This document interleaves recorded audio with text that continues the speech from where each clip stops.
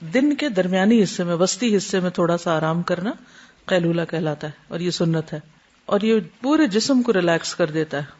قیلولہ کرنے سے رات کی نیند بھی پرسکون ہو جاتی ہے، اور اس طرح مکمل ریلیکسیشن حاصل ہوتی ہے، کیونکہ نیند کا نہ آنا بذات خود ایک سٹریس ہوتا ہے.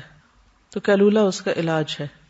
قیلولہ کا مطلب ضروری طور پر سونا نہیں کہ اس میں نیند ہی آئے، کیونکہ بعض لوگوں کو 15 منٹ میں نیند نہیں بھی آتی.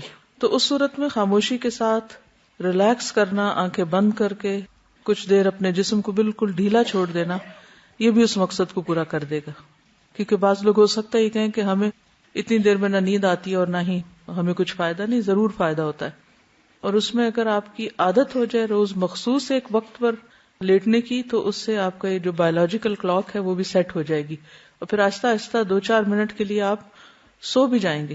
15 منٹ تک اگر آپ ساری ایکٹیویٹیز ختم کر دیں اور خاموشی کے ساتھ لیٹ جائیں تو دوبارہ آپ کا پورا سسٹم ریچارج ہو جاتا ہے.